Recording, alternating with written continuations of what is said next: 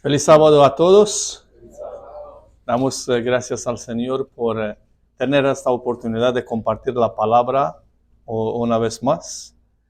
Los que estuvieron aquí anoche, ¿se acuerdan que hablamos sobre una célula muy importante de la sociedad y era la familia? Pero hoy tomé la decisión de cambiar un poquito el curso, ¿no? Y hablar de una parábola que a mí me llama mucho la atención. Es la parábola del hijo pródigo.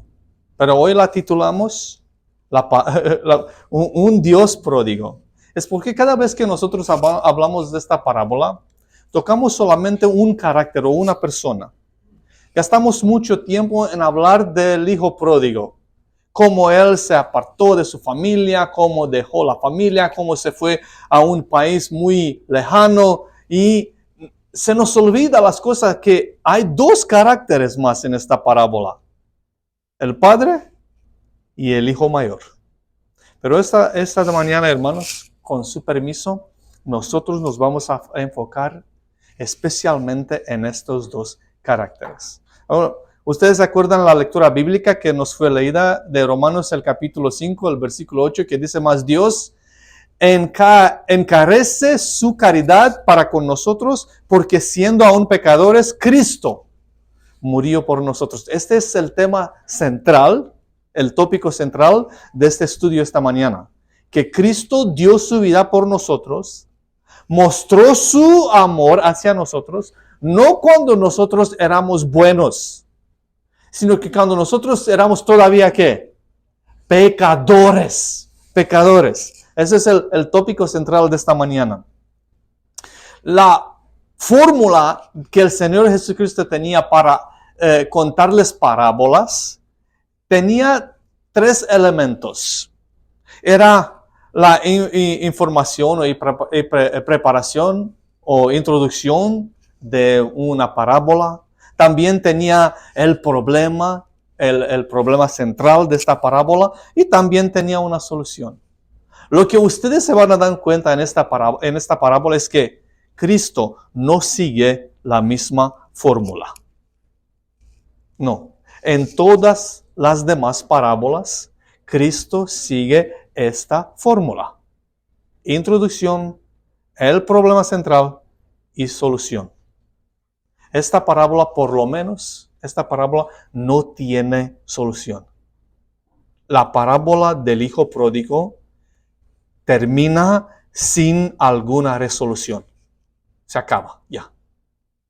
Y ustedes se van a dar cuenta de esta manera. ¿Por qué? Porque Cristo lo hizo a propósito. ¿Por qué Cristo terminó esta parábola sin tener alguna resolución? Nosotros esta mañana nos vamos a dar cuenta.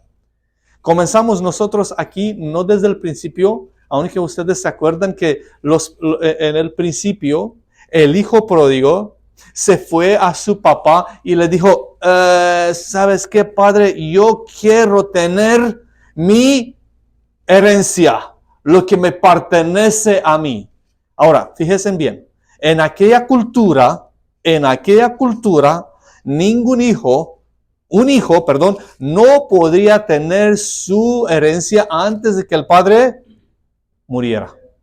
O sea, cuando este hijo, sin vergüenza, se fue al padre y le dijo: quiero tener lo que me pertenece a mí, el mensaje que el padre escuchó fue: quisieras que tú estuvieras muerto para que yo pudiera recibir mi herencia. Ese fue el mensaje que el padre recibió. ¿Qué hace el padre?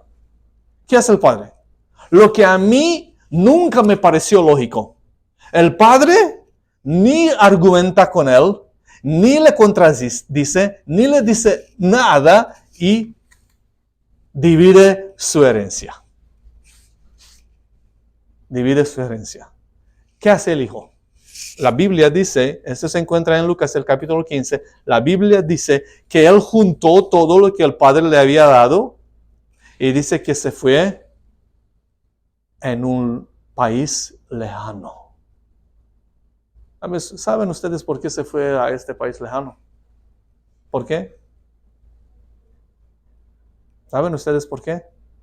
Porque este hijo, aunque el padre no le decía nada, no podía soportar la presencia de su propio padre. Eso es lo que pasa con nosotros. Cuando nuestra conciencia nos molesta, no nos sentimos confortables en la presencia de Dios y nos salimos. Porque la conciencia no nos deja en paz. Trabaja cada vez como que si fuera un gusano. Cada momento. Y nos dice, Julián, ahí tú tienes un problema. Julián, ahí tú tienes un problema. Julián, ahí tú tienes un problema. Y la gente dice que la religión dice que vuelve a la gente loca. No es la religión. No. Es el deseo de vivir en los dos mundos que vuelve a uno loco. ¿No? El deseo de vivir en los dos barcos. Porque la gente quiere agradar a Dios, pero a la misma vez quiere también agradar a ¿quién? Al orgullo humano. ¿No? Hermanos, salió de la casa y ¿saben ustedes qué dice la parábola? Dice que él gastó todo lo que el padre le había regalado, él lo gastó en un tipo de vida. Yo creo que él se fue a Las Vegas. Aquí uno puede gastar dinero en Las Vegas, aunque el dinero que tampoco lo tiene, uno lo puede gastar, este dinero lo puede uno gastar. He leído de gente que ha perdido casas aquí en Las Vegas, en los ¿cómo se llaman? Estas máquinas, ¿no? Los juegos ahí, ¿no? Ayer le conté a una persona que este fin de semana voy a estar en Las Vegas. Y esta persona dice, ¿qué hace un pastor en Las Vegas? Y yo le dije, pues ahí hay gente también donde uno puede predicar el evangelio, en Las Vegas. Hay gente que necesita al Señor en Las Vegas, ¿no? Hermanos, gastó este hijo menor gastó todo. Y después de haber gastado todo, se quedó, ¿cuál es la expresión? Se quedó como quebrantado. Se quedó quebrantado, abajo. En inglés se dice broke, ¿no? No tenía nada. El asunto es que el hijo ahora dice, tengo que buscarme trabajo. ¿Ustedes saben qué tipo de trabajo encontró el hijo? Cuidar de los marranos. Para un judío, eso era el tipo más humilde. Porque el marrano en aquella cultura era un animal como impío, ¿no? Dice la palabra. Y pues antes de leer estos versículos, les quiero dar un poquito más de información. Él empezó a trabajar para cuidar a los marranos, pero él también tuvo un problema aquí. No sé, ¿cuántos de ustedes han cuidado los marranos en su vida? Yo sí. Cuando era niño, esa era mi responsabilidad. A mí me criaron en una granja y teníamos nosotros ahí animales de todo. Marranos. Mi padre dijo, tienes que limpiarlos, tienes que darles de comer y todo el otro. Y a mí me gustaría mucho limpiarlos. ¿Saben ustedes por qué? Porque ellos como que se pegaban al humano, ¿no? Y cuando yo los limpiaba, ellos siempre como que se acostaban y les gustaba mucho. Pero el mismo momento después de haber limpiarlos, se levantaban y se metían en el mismo lodo. No. Uno, trabajar para los marranos, no se ponía corbata o traje, porque era un trabajo muy sucio, ¿no? Imagínense aquí. Él ni podía comer la comida que los marranos comían, porque tenían que darles de comer. Llegó en una situación muy fea. Es una lección para nosotros, que viviendo lejos del Señor, ¿quién sabe dónde el pecado nos lleva? ¿A qué nivel nos lleva el pecado?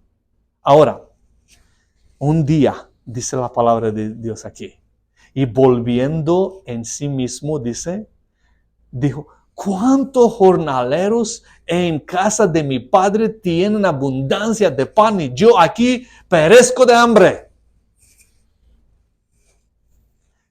Hermanos, ¿saben ustedes? No sé cómo pasa eso, pero una persona sigue su propio destino, sigue su propio camino. Un camino que se levanta en la mañana, hace lo que tiene que hacer, se acuesta en la noche y todo este tipo de vida sin algún cambio. Pero de repente un día se nos prende la luz. Se nos prende la luz. Leemos algo en un folleto, algo especial, que Dios nos ama mucho, que nos quiere mucho y se nos prende la luz. O un amigo nos dice algo, una palabra, y se nos prende la luz. También le pasó a este joven. Lo mismo, dice que, y volviendo en sí mismo, sin Cristo, sin Dios, nosotros no somos nosotros mismos. El pecado nos controla. El pecado nos manipula. Pablo en Romanos capítulo 7 dice que yo hago lo que no quiero. ¿Cuántos crímenes hay en este mundo hechos por personas que nunca han querido hacer eso? ¿No? Nunca han querido cometer algo malo.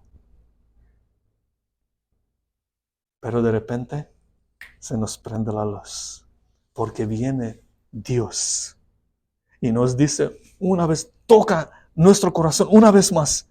Julián, te quiero mucho. Levántate, te quiero. Dice que volvió en sí mismo. Volvió. Cuando Cristo nos toca, en aquel tiempo, solamente en aquel tiempo, nosotros volvemos a nosotros mismos. El ser humano que fue creado libre en el principio del mundo. Ser capaz de tomar decisiones buenas. Porque Cristo prendió la luz. Él dijo en el principio, será luz. Y apareció la luz. Así viene el Evangelio y nos prende la luz. Dice, volvió en sí mismo. ¿Cuántos jornaleros en casa de mi padre tienen abundancia de pan y yo aquí perezco de hambre? Y dice, no para aquí el hombre. Dice, me levantaré e iré a mi padre y le diré, Padre, he pecado contra el cielo y contra ti. Ya no soy digno de ser llamado tu hijo. Hazme como uno de tus jornaleros. ¿Qué era un jornalero? ¿Qué era? ¿Ah? ¿Un trabajador de campo? No era un esclavo. No era un esclavo. En aquella sociedad, los esclavos trabajaban para pagar por su comida y su cuarto donde quedarse. No tenían un sueldo. Estos eran los esclavos.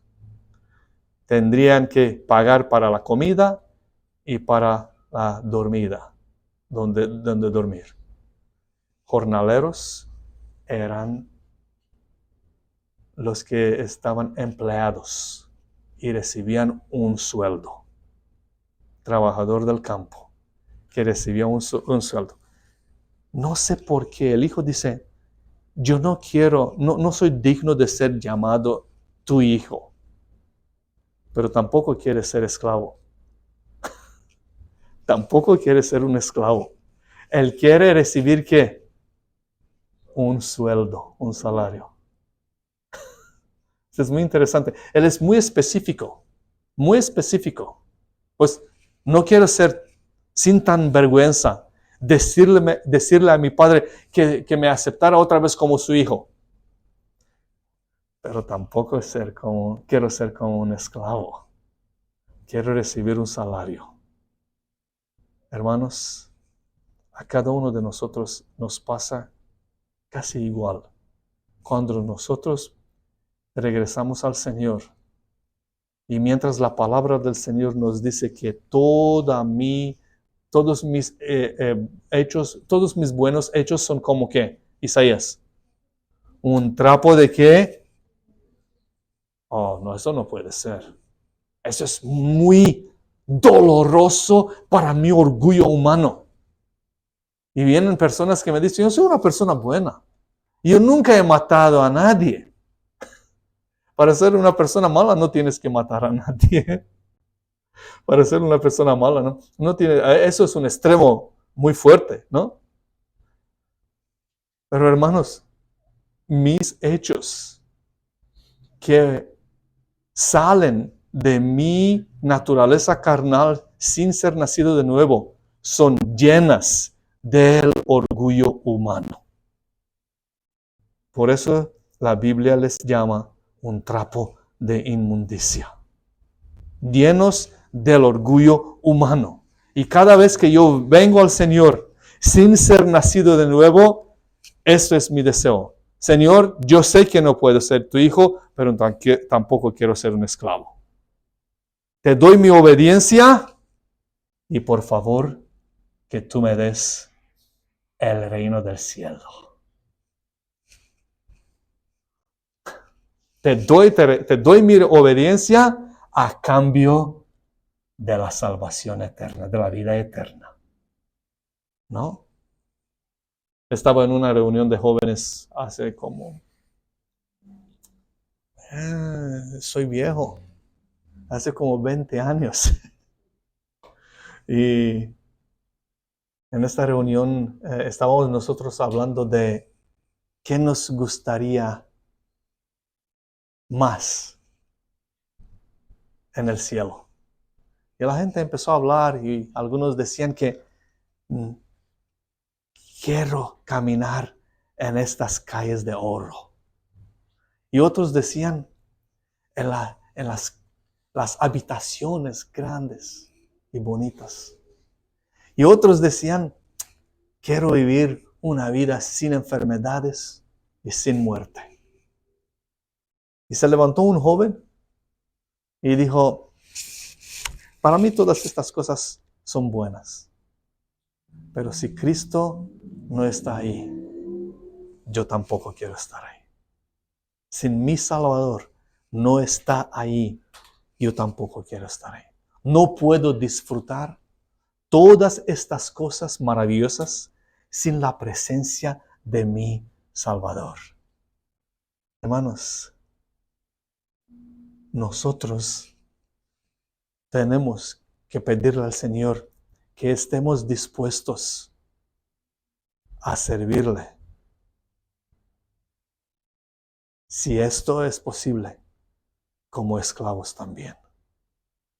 Tenemos que pedirle esta disposición de nuestro corazón, porque la salvación es gratis. Ustedes y yo no la podemos comprar.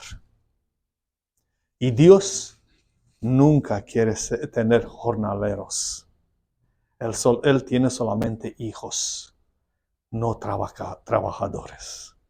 Hijos que son salvos simplemente por su gracia. Amén. Amén. La palabra dice, me levantará, y después dice, no soy digno de ser llamado tu hijo, hazme como uno de tus jornaleros. Ya, sale para el camino, para regresar a la casa, y se levanta y quiere ir a su padre, dice Lucas, el capítulo 15, el versículo 20. Y mientras él está en el camino, ¿saben ustedes qué está haciendo él? Él está practicando su sermón en su mente. ¿Qué le voy a decir al Padre? Que tengo que saberlo bien para poder convencer a mi Padre. Hermanos, Cuando nosotros oramos, no tenemos que convencer al Padre Celestial de lo que necesitamos. Y Él ya lo sabe. Él ya lo sabe. Los profetas de Baal, ¿cómo oraban ellos a su Dios cuando Elías los enfrentó en la montaña Carmel? ¿Cómo oraban ellos? Gritando, cortándose. ¿Por qué? Porque ellos querían llamar la atención de un Dios que según Elías estaba durmiendo. ¿Recuerdan ustedes cómo se burlaba Elías de ellos? Dijo, hey, griten un poquito más fuerte. A lo mejor está durmiendo, tomando una siesta o se fue de camino, de vacaciones. Burlándose de ellos. Pero nuestro Dios nunca duerme. Nuestro Dios sabe todas las necesidades que nosotros tenemos. No le tenemos que gritar. No le tenemos que tratar de convencer. Porque Él lo conoce. Él nos conoce. Pero nuestro carácter, el hijo pródigo, no sabe si todavía él va a tener un lugar en esta familia. Palabras de vida del Gran Maestro, dice en la página 159. Y cuando con pasos cansados, penosos, toma el camino que lleva a su casa, no sabe que hay uno que espera su regreso. No sabe. Leí una historia de un hijo parecido a este hijo pródigo que salió de la casa de sus padres sin querer tener algo con la fe que los padres tenían. Y pasaron muchos años. Los padres siempre oraron para este hijo. Y un día él tomó la decisión de regresar para la casa. Y ellos sabían que tenían un árbol muy grande. ¿Dónde tenía? En su yarda. Pero por su yarda, por allí, fuera de su yarda, ¿no? Pasaban el camino por donde pasaba el autobús, el bus. Y él, mientras el bus se acercaba por allá por detrás de la casa, el joven se ponía más nervioso. Y un viejito se dio cuenta que el joven estaba nervioso y le dijo, ¿qué está pasando contigo? Y él le contó la historia. Mi papá me había mandado una carta. Yo le había mandado a mi papá una carta y le dijo que si ellos me quieren todavía en la casa, que pongan ahí como, ¿cómo se dice napkin en español? Servilleta, sí, servilleta blanca, allá en este árbol. Y si yo miro la servilleta, entonces yo me voy a bajar del bus, si no, voy a continuar mi camino en este mundo. El viejito le dijo, no te preocupes, yo me voy a fijar y te voy a decir si hay esta servilleta ahí, si está en el árbol. Entonces el joven se quedó mirando para abajo, al piso, y cuando el bus se acercó suficiente de la casa de sus padres, el viejito se paró, se puso de pies y les dijo, hey, joven, corre, prisa. ¿Por qué? No solamente que el árbol tiene una servilleta blanca, está todo cubierto en algo blanco. Tus padres te están esperando. El joven de nuestra parábola no sabía que su papá todavía le quería en la casa. Se acercaba con esta emoción. Pero la Biblia dice en Lucas 5:20, y levantándose vino a su padre. Y como aún estuviese, ¿dónde? Lejos. ¿Víolo quién? No, hermanos, su padre. Hermanos, no sé, pero él no estaba vestido en las mismas ropas con cuales él había salido hace mucho tiempo. Él se estaba regresando. ¿Cuál fue su último trabajo? cuidador de cerdos. Como les dije antes, cuidar a los cerdos, uno no se pone corbata y traje, ¿no? Él se estaba regresando para la casa en unos trapos. Pero todavía el padre distinguió a quién, a su hijo. ¿Cómo puede ser eso? ¿Cómo es esto posible, hermanos? La única explicación que tenemos nosotros es que el padre tenía el mismo costumbre. Después de que su hijo había salido de la casa, él agarró una costumbre. Siempre salía de la casa y miraba, ¿saben ustedes por dónde? Por la dirección, por el camino donde el hijo se había salido. A ver si mi hijo no está regresando para la casa. Cada día, la misma caminada, en la misma dirección, con el mismo propósito, con la misma esperanza, que tal vez un día mi hijo regresará. La misma dirección, la misma oración. Padre Celestial, vuélveme a mi hijo para la casa. Otra vez, palabras de vida del gran maestro. Sin embargo, como aún estuviese lejos, su padre lo distinguió. El amor percibe rápidamente. Ni aún la degradación de los años de pecado puede ocultar al hijo de los ojos de su padre. Y esa es una lección para cada uno de nosotros, hermanos. No importa dónde o qué tan lejos nosotros hemos salido de la presencia de nuestro Padre Celestial, Él todavía nos considera como sus hijos. Nada puede cambiar nuestro estatus en la vista del Señor, en los ojos del Señor. En Romanos 8:39, ni lo alto, ni lo bajo, ni ninguna criatura nos podrá apartar del amor de Dios que es en Cristo Jesús, Señor nuestro. Jeremías 31:3, Jehová se manifestó a mí ya mucho tiempo diciendo, con amor eterno te he amado, por tanto te soporté con misericordia.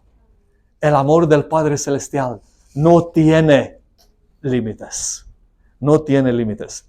El Padre emplea todo lo que se puede para tenerte otra vez en la casa. El Padre nunca retira su amor de ti. Nunca. ¿Y qué hace el Padre cuando se da cuenta que es su hijo? Que este pobre, sucio, es su hijo. ¿Qué hace el Padre? Se va a sentar en una silla y dice, como saliste, así también tienes que regresar. Yo no voy a mover ni un dedo. Ni un dedo. ¿Qué dice la palabra de Dios? Dice, y como aún estuviese lejos, viólo su padre y fue movido a misericordia y corrió y echóse sobre su cuello y lo besó. ¿Qué hizo el padre? ¿Saben ustedes por qué el padre corrió? ¿Por qué el padre corrió? Y con esto nosotros, todavía tenemos tiempo, perdón. Todavía tenemos tiempo. ¿Tienen hambre?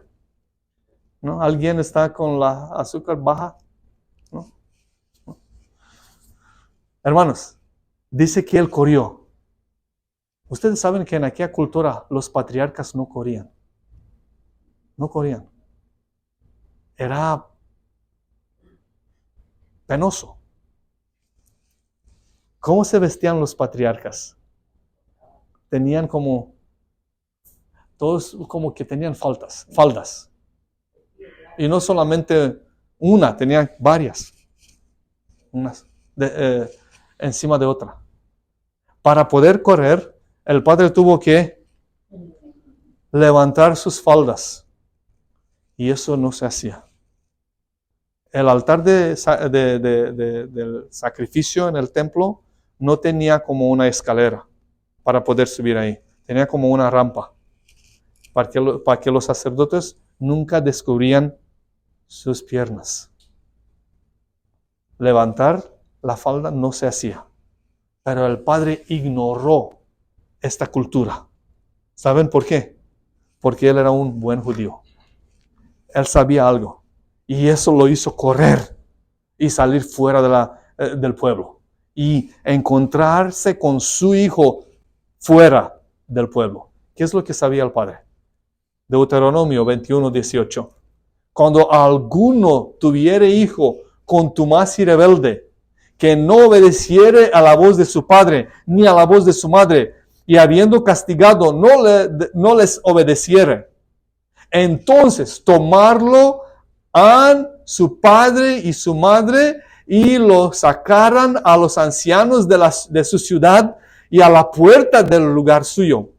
Y dirán a los ancianos de la ciudad: este nuestro hijo es contumaz y rebelde, no obedece a nuestra voz, es glotón y borracho.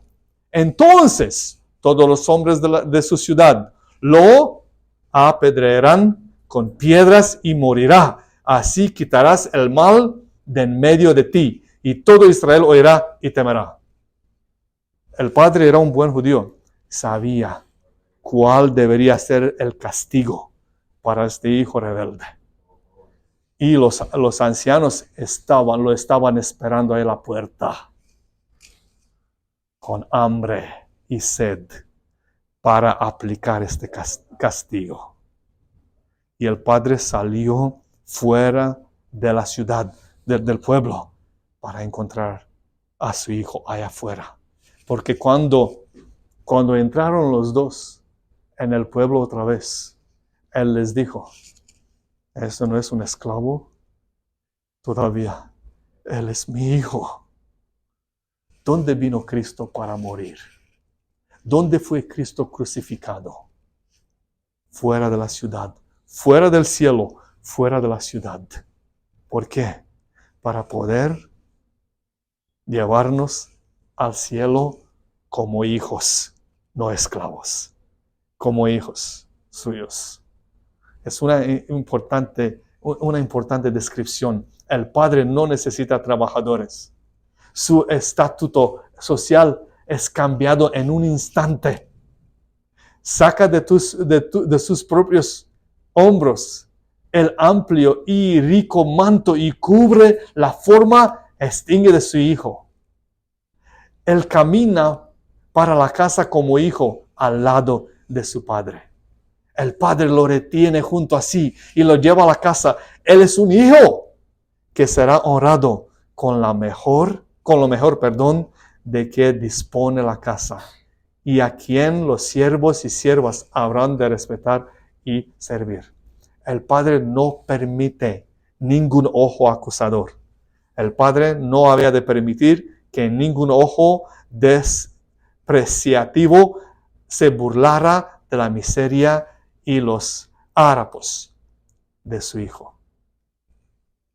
Y después comienza la fiesta. Hermanos queridos, espero que el Señor, si nosotros nos hemos alejado tanto del Señor, que esta mañana el Señor tocará nuestros corazones otra vez, sabiendo que nuestro Padre Celestial todavía nos está queriendo y esperando.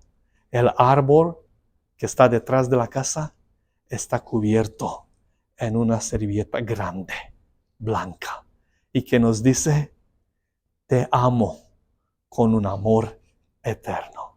Que Dios nos bendiga, es mi oración. Amén. Continuamos, hermanos, el estudio sobre un Dios pródigo. El asunto es que la razón por cual le llamé de esta forma es porque Dios dio todo. No dejó nada sin hacerlo para rescatar a la raza humana. Dios dio todo. Gastó todo para rescatarnos. Ahora, llegó el hijo, el padre lo encontró fuera del pueblo, lo trajo para la casa y empezó ¿qué? La fiesta. Empezó la fiesta. Lucas 15:23 dice, y traed el becerro grueso y matadlo y comamos y hagamos fiesta. El versículo 24. Porque mi hijo muerto era y ya revivido. Habíase perdido y es hallado. Y comenzaron a regocijarse. Bueno, llega el hijo pródigo, comienzan la fiesta, pero alguien no está en esta fiesta. ¿Quién hace falta? El hermano mayor. ¿Dónde estaba el hermano mayor? Dice la palabra que él estaba trabajando en el campo. Si quieren ustedes, cuando tengan tiempo, que lean ustedes los versículos 25 al 32. Él estaba en el campo. Bueno, dice la palabra de Dios que el hijo mayor estaba en el campo porque él conoce a su padre y quiere asegurarse que todo se queda con él.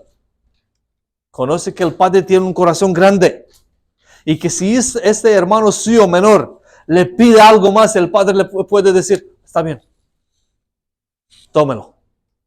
El hijo mayor, el hermano mayor está trabajando para asegurarse que todo lo que él tiene se queda con él. A ver, seguimos. Él mira la carga pesada de su padre, la carga que él tenía, que su hijo menor ya no estaba en la casa, pero el hermano mayor no quiere compartir nada de esta carga. Él no quiere compartir nada de la presión que el padre experimentaba. Él espera que su temor nunca se va a convertir en una realidad. ¿Cuál era el temor más grande que el hermano mayor tenía? Que su hermano volviera a la casa. Su padre tuvo que salir para este hijo, salir de la casa, de la fiesta. El padre estaba dentro de la casa, estaba en la fiesta cuando su hijo mayor regresó del campo. El hijo mayor habló con un servidor, dice la palabra, y le preguntó qué es lo que estaba pasando, por qué había música, por qué había celebración. Y el servidor, le dijo al hijo mayor lo que él tenía que escuchar. ¿Qué le dijo el servidor? Le dijo, tu hermano menor regresó para la casa y tu papá había matado el becerro grueso. ¿Por qué no le dio otro tipo de detalle? No más que le dijo específicamente que el becerro grueso fue matado. ¿A quién pertenecía el becerro grueso? Y era el regalo, para la boda del hijo mayor. Por eso el padre lo tenía guardado, para cuando su hijo mayor se iba a casar, eso era su regalo. Imagínense qué sintió el hijo mayor cuando el servidor le dijo que el padre le había matado su becerro. Su becerro. Ya. Por eso, cuando el hijo le dice que yo no te he pedido nada para que yo pasara con mis amigos, pero cuando este hijo tuyo, ni le dijo mi hermano, le dijo, cuando este hijo tuyo regresó, mataste al becerro grueso. Un tipo de acusación. ¿Qué pasa? Siguen. Él dice que él no va a entrar a la fiesta y el padre tiene que salir para este hijo también. O sea, este padre tenía 2 hijos perdidos. Uno fuera de la casa y otro dentro de la casa. Por los 2, el padre tuvo que salir de la casa. Los 2.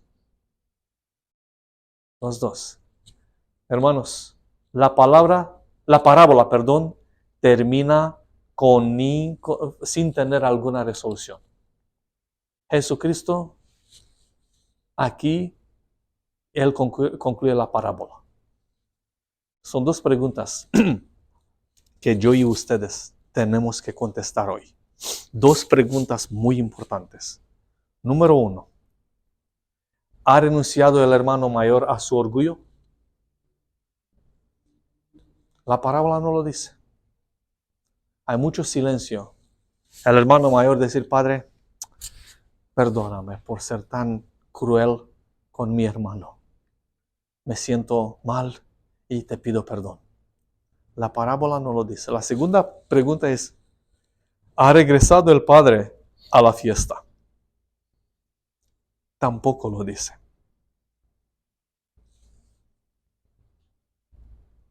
Nosotros no vamos a inventar cosas hoy, porque no es nuestro trabajo.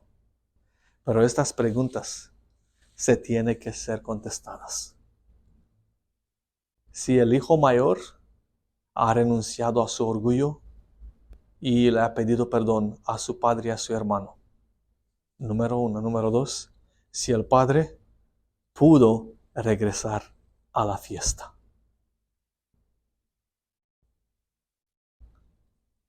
La inspiración dice, Palabras de vida del Gran Maestro, página 164. Dice, se logró que el hermano mayor viera su propio espíritu vil y desagradecido. Llegó a ver que, aunque su hermano había obrado perversamente, era todavía su hermano. Se arrepintió el hermano mayor de sus celos y de la dureza de su corazón. Concerniente a esto, Cristo guardó silencio. ¿Por qué? Lo dice. Porque la parábola todavía se estaba desarrollando y a sus oyentes les tocaba determinar cuál sería el resultado. ¿A quién representaba el hijo mayor en la parábola? ¿A quién? A los oidores de Cristo, a los judíos y a los fariseos de cualquier tiempo, de todos los tiempos. A los que siempre se consideraban a ellos mismos que son los santos. Ellos. La nación judía era aquí representada por el hijo mayor. Y era la responsabilidad de ellos. ¿Cómo ellos iban a concluir esta parábola? ¿Cómo concluyeron los judíos la parábola en realidad? Cuando Cristo era juzgado por los sacerdotes en aquella noche, el sumo sacerdote dijo unas palabras muy interesantes. Dijo que es mejor que una persona muriera que toda la nación perezca.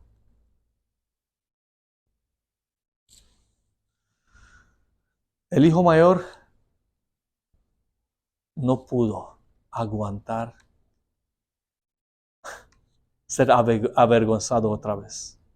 Sintió el hijo mayor que la reputación de la familia estaba al piso.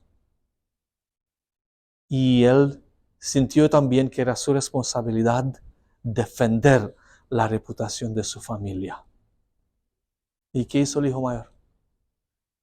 Consiguió un pedazo de madera y en este pedazo de madera mató al representante del Padre Celestial, para el Señor Jesucristo.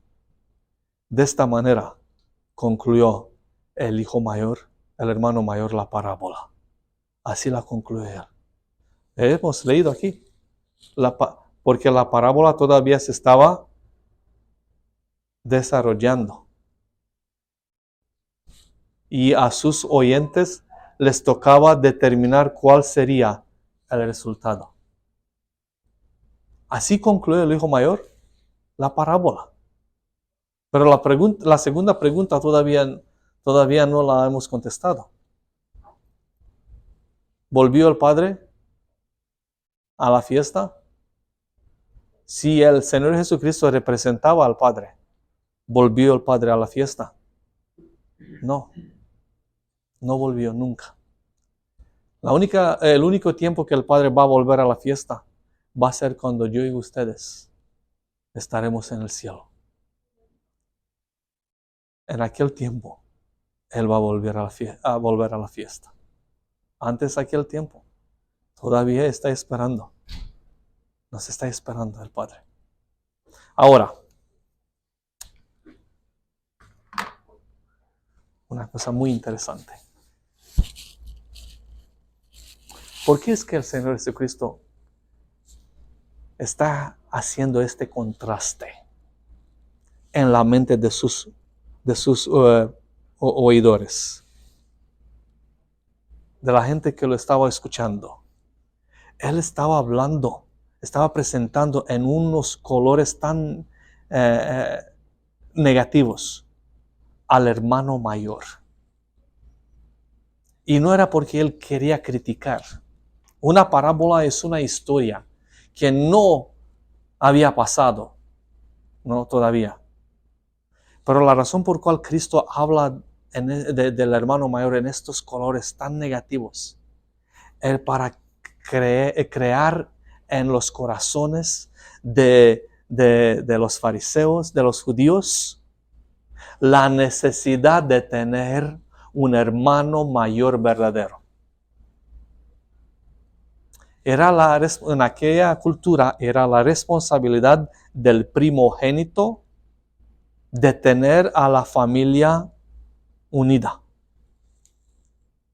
Era su responsabilidad. En la cultura judía, esa era la responsabilidad del primogénito, tener la familia juntada, unida. Cuando su hermano menor salió de la casa, la responsabilidad del hermano mayor hubiera sido: Padre, yo no sé dónde está, que mi hermano se encuentra.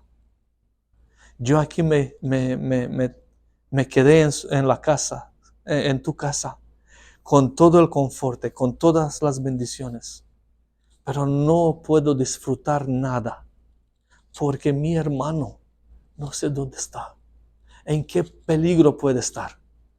Por favor, si tú me puedes dar permiso para que yo salga y busque a mi hermano. Pero esa no fue la actitud del hermano mayor de la parábola. Él debería haber hecho eso, pero no lo hizo. Es porque Cristo quiere crear este deseo en los corazones de los judíos, que nosotros necesitamos un verdadero hermano mayor. Y el único hermano mayor que vino fue Cristo. Cristo es el verdadero hermano mayor. Dice Hebreos que Él no se avergonzó de llamarnos hermanos. ¿Saben ustedes por qué? Porque Cristo se hizo nuestro hermano verdadero. No solamente por apariencia, sino en realidad. Cristo tomó la naturaleza humana. Como hermano mayor, Él vino, le hizo una promesa al Padre en el cielo. Él dijo: Padre, te prometo que voy a buscar a la raza humana y la voy a traer otra vez en tu gracia. No importa cuál sería el costo que yo tengo que pagar, lo voy a pagar para rescatar a la humanidad. Y Cristo no dejó nada. Como hermano mayor, no dejó nada que Él no hizo para rescatarnos. No dejó nada sin hacerlo. Nada. Miren lo que dice la palabra del Señor.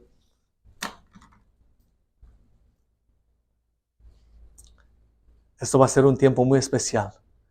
En Mateo 26, 29 dice, y os digo que desde ahora no beberé más de este fruto de la vid hasta aquel día cuando lo tengo de beber nuevo con vosotros en el reino de mi Padre. Jehová en medio de ti, poderoso, Él salvará, gozarse sobre ti con alegría, callará de amor, se regocijará sobre ti con cantar. El único tiempo que el Padre regresará a la fiesta. Esta era la parte perdida que yo quiero compartir con ustedes.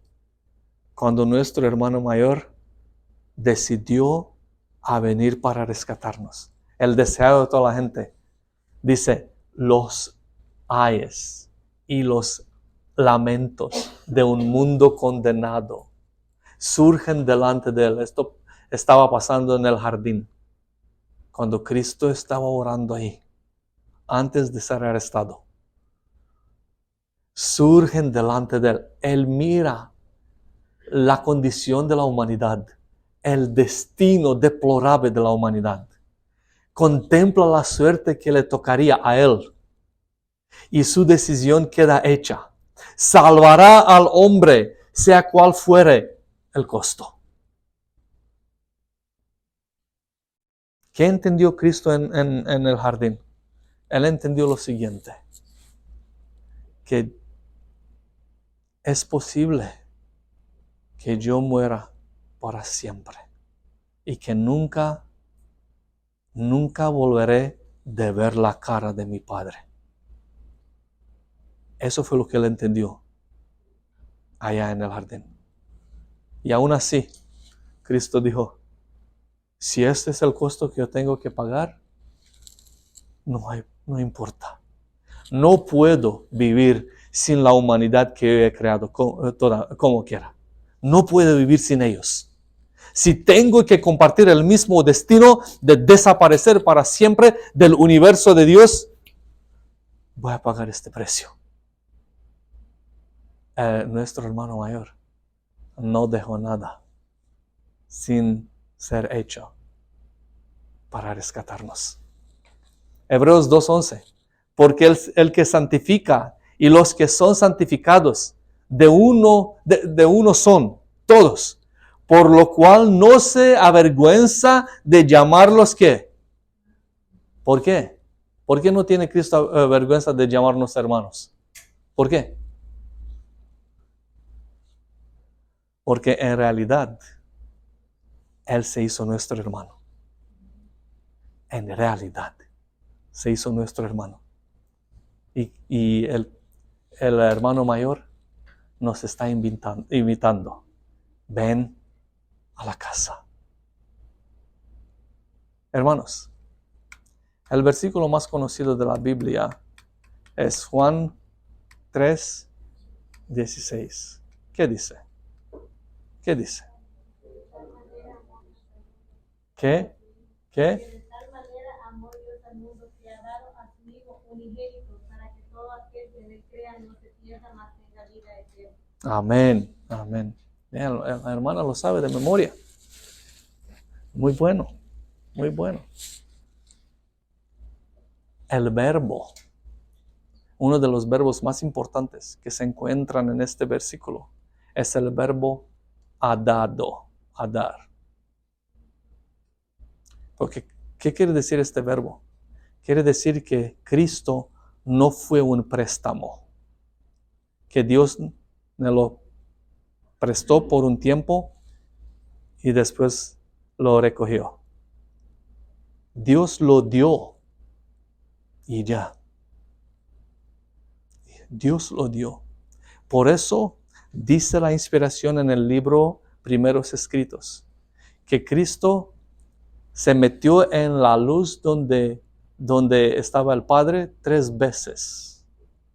3 veces. Para pedirle permiso para rescatarnos. ¿Por qué 3 veces? ¿Una vez no era suficiente? si Él nos amó, dice que de tal manera nos amó, si Él nos amaba, entonces una vez era suficiente.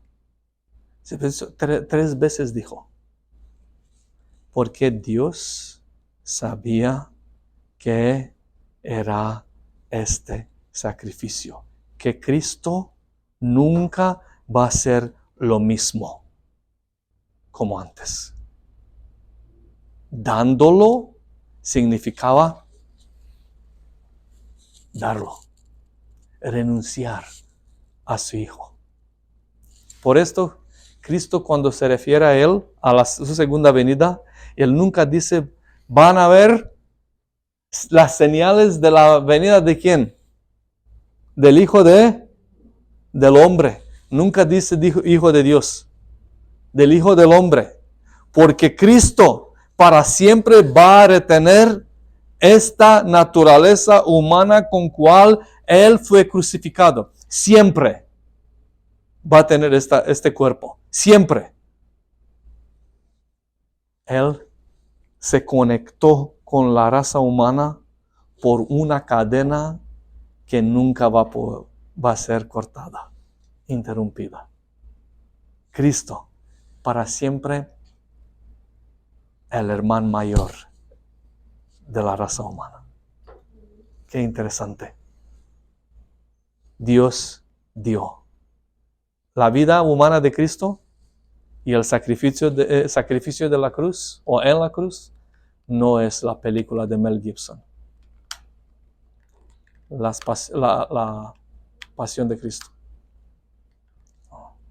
La vida humana de Cristo y el sacrificio es un sacrificio real. Dios renunció a su Hijo